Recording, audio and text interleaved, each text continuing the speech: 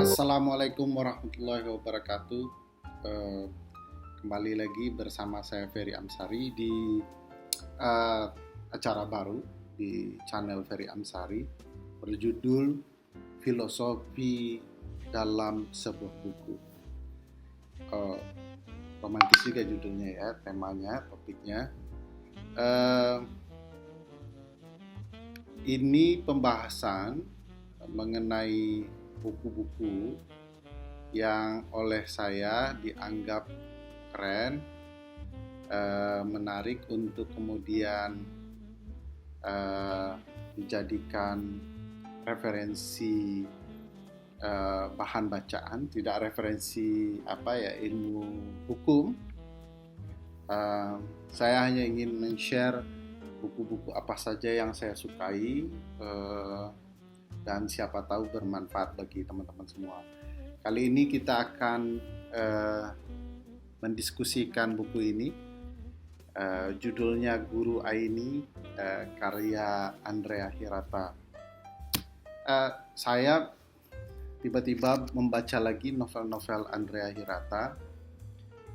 Tidak sengaja sih sebenarnya, sedang jalan-jalan ke toko buku dan lihat beberapa buku novel karya Andrea Hirata. Saya itu suka Andrea karena ada filosofi yang luar biasa soal spirit bersekolah. Siapa tahu baca buku ini semangat sekolah saya timbulkan begitu. Dulu di tetralogi Laskar Pelangi, dari 4 novel itu saya yang suka adalah Sang Pemimpi karena ada semangat sekolah ke luar negeri yang luar biasa di buku itu. Makanya saya pilih Sang Pemimpi adalah bagian paling the best dari tetralogi Laskar Pelangi. Nah, kali ini saya pilih buku ini. Temanya tentu saja berbeda dengan Laskar Pelangi, tetapi mengusung semangat yang sama soal semangat bersekolah. Di buku ini menarik, memang karena ada soal cita-cita, mimpi, ya. Ada keinginan menjadi sesuatu, untuk menjadi lebih baik dalam dunia pendidikan. Faktornya banyak sekali ya, kalau dilihat ya, dari orang dapat menjadi berhasil dalam dunia pendidikan. Nah, salah satu yang menarik di buku ini bercerita soal Aini, salah seorang murid dari Bu Desi. Bu Desi itu adalah seorang guru matematika idealis yang berangkat dari kota ke desa, dan tidak mempedulikan tawaran-tawaran lain kecuali menjadi seorang guru matematika. Bu Desi ini terinspirasi dari gurunya sebelumnya, menjadi pencinta matematika. Jadi dia memang punya spirit untuk menjadi guru. Dia tidak tergoda tawaran-tawaran lain, tidak tergoda menjadi dosen kah, menjadi guru di kota besar begitu ya. Dia bercita-cita akan menjadi guru di mana saja, bahkan di daerah terpencil sekalipun. Ini dia ditempatkan di daerah terpencil di salah satu kepulauan di Bangka Belitung atau Palembang, saya tidak persis tahu ya. Dan itu jauh sekali, perjalanannya dari Palembang itu 3 hari 3 malam. Jadi Anda bisa bayangkan betapa heroiknya kisah perjalanan guru Desi untuk menjadi seorang guru di sebuah pulau kecil begitu ya. uniknya Bu Desi sendiri tidak tertarik untuk mengajar matematika kepada Aini yang merupakan murid yang paling dikenal di sekolahnya sebagai salah satu murid dari 3 murid paling bebal dalam pelajaran matematika. Jadi ya apa ya, seperti murid-murid yang tidak mencintai matematika tiba-tiba bisa sakit, bisa ini demam kalau disuruh mengerjakan matematika karena saking angkernya matematika. Tidak berminat begitu ya mengajarkan Aini. Aini berada di kelas lain, bukan di kelas Bu Desimal. Dia dikasih nama julukan matematis untuk menggambarkan betapa cintanya dia kepada matematika. Jadi ini gelar yang diberikan oleh orang-orang lain kepada Bu Desi. Dikenal ramah awalnya sebagai guru, tetapi mulai mengalami keputusasaan, tidak menemukan murid-murid yang seperti dia harapkan. Dia bermimpi menemukan jenius matematika di daerah-daerah di Indonesia, termasuk tempat yang mengajar, dan ingin mengajarkannya menjadi orang yang betul-betul mencintai matematika. Jadi ini cita-cita agak aneh sebenarnya ya. Suatu waktu dia bertemu satu murid harapan dia bernama Debut Awaludin. Si Debut Awaludin ini menjanjikan dia adalah jenius matematika yang langka ya, karena dia mengetahui bagaimana cara kemudian menemukan solusi dari seluruh pertanyaan-pertanyaan matematika. Jadi tentu saja Bu Desi semangat bertemu murid ini, melatihnya khusus. Tapi sayangnya kemudian dia tidak, di akhir sekolah dia tidak tertarik lagi dengan matematika, entah apa sebabnya. Buku ini tidak terlalu clear menjelaskan apa alasan Debut kemudian menghindar dari Bu Desi dan tidak lagi menjadi seorang pencinta matematika dari pulau kecil itu. Kalau saya melogikakan mungkin ada situasi psikologis pemberontakan anak muda baru berkembang ya, ingin merdeka, ingin terbebas dari suasana-suasana yang terlalu serius. Dan Bu Desi kan tipikalnya adalah guru yang serius betul ya, walaupun dia sangat filosofis karena selalu membaca banyak buku dan menemukan makna-makna filosofis ya, ilmu hikmah dari berbagai buku bacaannya. Nah, begitu Debut menghindar dia, Bu Desi ini menjadi makin garang, makin menjadi guru matematika yang mengerikan. Hampir bisa dikatakan seluruh murid menghindar dari kelas Bu Desi. Bahkan murid-murid yang mau masuk sekolah Bu Desi pun akan menghindar dari bertemu dengan Bu Desi, saking dia kalau nggak pintar ya sudah, jangan dekatin saya, jangan Anda belajar matematika dengan saya. Jadi dia tidak terlalu peduli. Ini guru idealis, jujur ya, tidak bisa disogok, tidak bisa disuap, tidak bisa dimacam-macamkan ya. Jadi menarik figurnya, figur yang langka, yang tidak ada tandingannya lah di sekolah itu. Bahkan menolak menjadi guru terbaik karena prestasinya.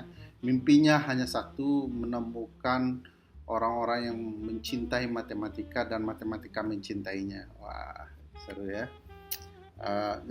Jadi buku ini bagi saya menarik sekali ya. Bagaimana Andrea menceritakan suasana kampung Melayu ya, yang khas juga kita temukan di buku-bukunya yang lain ya. Bagaimana orang berinteraksi, bagaimana orang duduk di warung kopi, dan bagaimana kemudian orang Melayu malas, orang Melayu gigih, orang Melayu rajin, sebagai gambaran aspek kultural juga. Mungkin suku-suku lain juga pasti mengalami gitu ya, tetapi cara pengungkapan bagaimana seorang yang malas itu unik khas Melayu. Karena saya termasuk yang besar di ruang ranah Melayu. Saya pernah besar di Muara Bungo Jambi, pernah di Kota Palembang, pernah di Lahat juga sebentar ya, mengikuti orang tua. Menarik buku ini. Saya senang dengan idealisme yang menggebu-gebu ya. Bagaimana perjuangan mempertahankan idealisme dari Bu Desi itu betul-betul berupaya menjadi guru heroik, lalu dihadapi oleh kenyataan-kenyataan pahit ya. Bagaimana murid, orang tua, guru-guru lain bersikap dan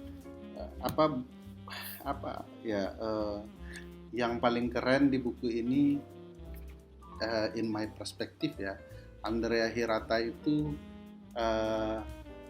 mencoba mengeritik kebijakan pendidikan Indonesia dengan cukup halus ya, yang kalau pembuat kebijakan membaca ini pasti gatal-gatal gitu ya. Bagaimana pendidikan itu tidak berpihak pada kaum kecil, masyarakat kecil. Bagaimana kebijakan pendidikan itu berubah-ubah. Misalnya nama pelajaran matematika yang awalnya berhitung, yang substansinya pada dasarnya tidak mengalami perubahan, tidak ada upaya memperbaiki keadaan, yang ada adalah kesibukan mengganti nama gitu ya. Itu sentilannya brilian sekali, dan bagaimana menceritakan bahwa pemerintah itu tega sekali sama guru-guru gitu ya. Ada guru honorer yang tidak pernah menjadi PNS gitu ya, betapa bertahun-tahun menjadi guru tetapi tidak pernah diangkat, dan betapa pemerintah ditulis di sana begitu tidak peduli, tidak mengerti perasaan. Nah ini kan kondisi real yang dibawa ke dalam novel yang kita pahami filosofinya sangat menarik. Dan buku ini menceritakan juga nestapa orang-orang miskin, orang-orang kecil dalam bersekolah. Tapi yang luar biasa di buku ini adalah bagaimana semangat berjuang orang-orang yang tidak punya uang, punya kendala keterbatasan ya. Saya sebagai anak kampung ya, yang mengalami banyak kendala yang sama. Misalnya kayak dulu mau ujian UMPTN namanya, SMBPTN sekarang atau apapun namanya itu, untuk masuk perguruan tinggi, kita bertemu dengan soal-soal yang tidak pernah kita pelajari, soal-soal yang kita belum sampai ke titik itu sebagai anak kampung dan berhadapan dengan berbagai soal-soal yang sok ibu kota begitu ya. Tentu mengejarnya harus luar biasa. Saya sempat belajar mengejar ketertinggalan di Yogyakarta. Berbulan-bulan itu harus bangun jam 3 pagi untuk mengejar bagaimana pelajaran itu bisa dikejar gitu. Karena tidak diajarkan di sekolah saya pelajaran begitu. Nah ini diceritakan juga begitu, bagaimana semangat bertarung ya seorang Aini ya, Aini yang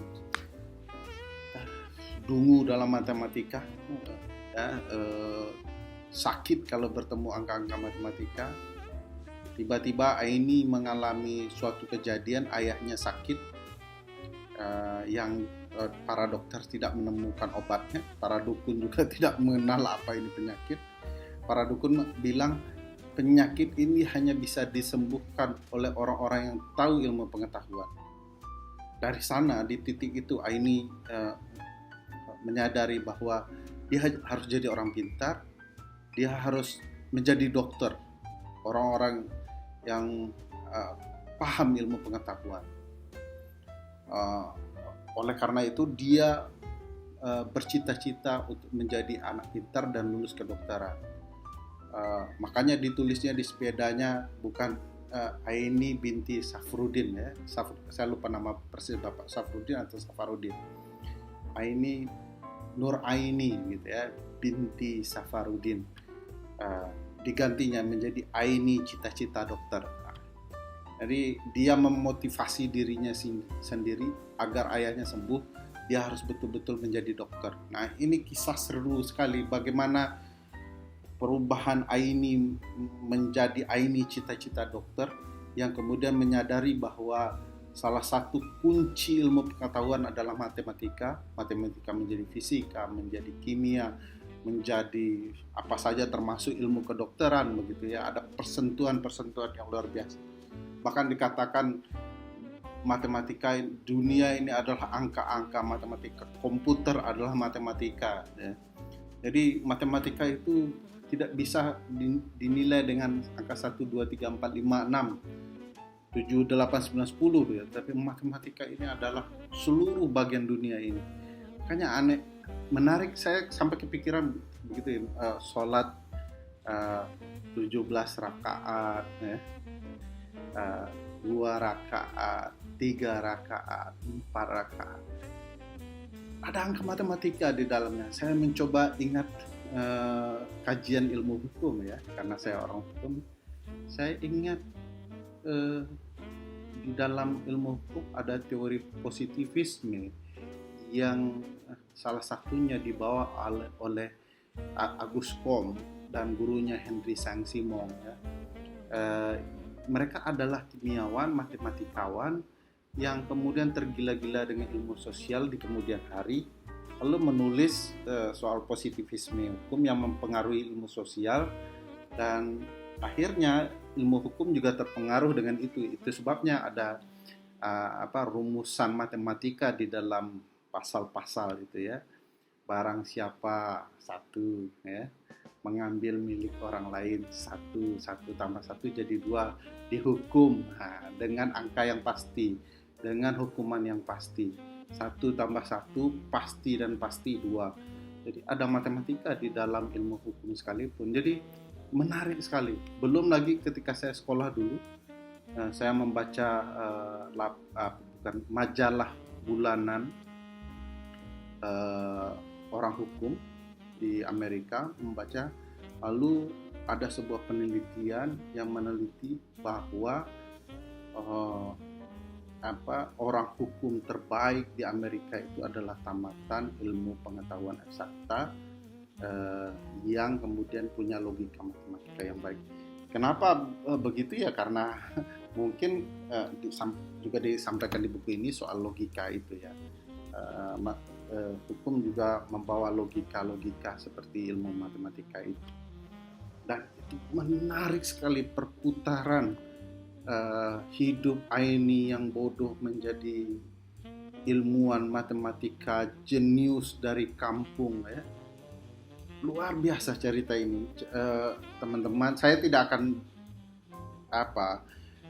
memunculkan spoiler ya, ada spoiler alert di soal buku ini, tetapi buku ini luar biasa dan memang patut dibaca. Menarik sekali.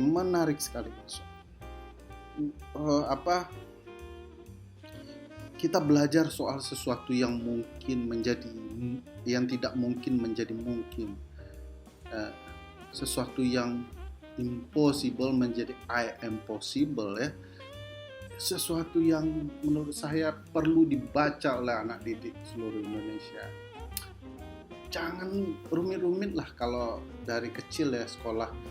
Anak saya selama COVID ini, lockdown ini, diberikan tugas yang terlalu banyak oleh guru-gurunya. Jangankan anak saya, istri saya juga bingung untuk mengajarkan. Kenapa berat sekali beban anak-anak. Berikan mereka semangat mencari ilmu, mengejar cita-cita, mengejar mimpi. Jadikan dunia ilmu pengetahuan itu mengasihkan bagi mereka, sehingga nanti setelah mereka bertumbuh, mereka siap menantang seluruh keadaan untuk mencari ilmu pengetahuan. Jadi cintai ilmu gitu ya. Dan buku ini mengantarkan kita bagaimana perasaan kita kepada kecintaan ilmu. Saya jujur saja banyak membaca novel, selain buku-buku hukum politik gitu ya. Karena saya menikmati ada semangat, ada gezah ya, yang bisa membantu kita untuk berjuang, berbicara soal diri kita sendiri dan kebaikan-kebaikan. Buku ini juga tentu saja menambah pengetahuan ilmiah kita. Misalnya soal sinyal wow, sinyal WOW, wow. Itu berkisah soal di tahun 77 kalau tidak salah 1977 ada 72 detik sinyal respon dari antariksa kepada peneliti di bumi yang disebut sinyal dari alien ya. Maka kemudian orang percaya soal alien itu dalam perspektif ilmu pengetahuan soal itu.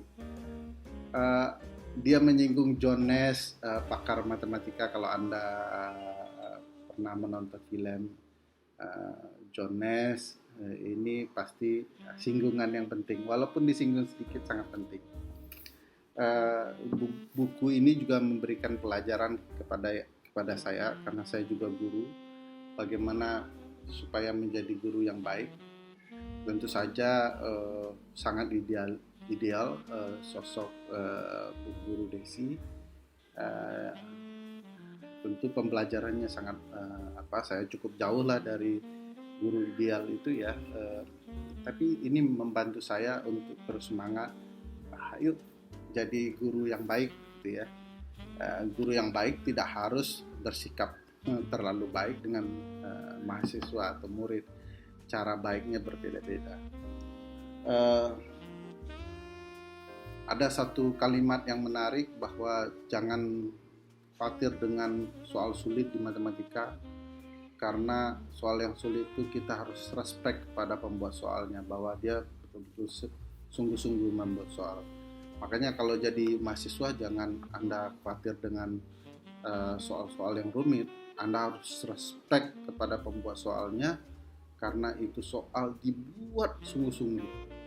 Nah, kalau di kuliah hukum ya, ada soal sebutkan definisi hukum tata negara 3 dari ahli. Nah ini pasti nggak serius buat soal ya. Maunya gampang saja membuat soal. Soal hukum itu harus merepresentasikan agar mahasiswa bisa menyelesaikan kerumitan hukum. Jangan buat soal yang jawabannya sudah bisa dihafal, karena ilmu hukum itu bukan hafalan. Ilmu hukum itu ada di sini gitu ya. Ini buku menarik, baca. Saya tidak akan mengisahkan kisah sedih. Saya sedih ya, karena membacanya menarik dan menimbulkan semangat yang luar biasa untuk belajar. Sedihnya sedih yang beda lah ya. Ini tidak soal cinta-cintaan lah, dan harusnya anak Indonesia baca ini. Saya mau mereferensikan buku ini. Saya bermimpi suatu saat anak-anak saya mendengar atau menonton review saya ini. Buku ini saya tuliskan juga. Buku ini diperuntukkan untuk Kirana dan Autum, nama anak-anak saya. Kalau sudah besar, bacalah. Jadi pelajar baik, tangguh, dan berbakti. Ini berbakti ini ya tidak hanya kepada orang tua, agama, tapi juga negara dan masyarakat. Jadi kita review buku ini tidak hanya untuk anak-anak saya, tapi juga untuk Anda semua. Selamat membaca buku Andrea Hirata ini. Buku ini keren.